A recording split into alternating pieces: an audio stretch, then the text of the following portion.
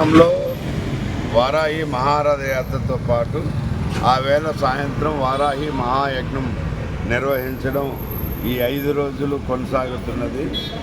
ఇక్కడ ఆర్కే బీచ్లో అనుకున్నాము. ఆర్కే బీచ్లో వర్షాభావం, ఈ వాతావరణ సూచనలు కొద్దిగా వర్షం పడేటువంటి పరిస్థితులు ఉంది. ఓపెన్ ప్లేస్ కాబట్టి యాగం భగ్నం కాకూడదన్న కారణంతో ఏదైనా సమీప ఆలయాల్లో యాగం చేయాలనేటువంటి ప్రయత్నం చేశాము. కానీ వారి ఆలయాల్లో వాళ్ళెవరూ అనుమతించలేదు.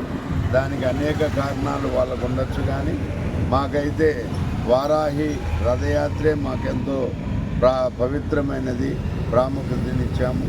మరొక సందర్భంలో అత్యంత వైభవంగా విశాఖపట్నంలో వారాహి యాగాన్ని నిర్వహిస్తామని ఇందు మూలంగా ప్రజలందరికీ తెలియజేస్తున్నాము. వారాహి యజ్ఞం జరగలేదని ఎవరూ బాధపడకండి.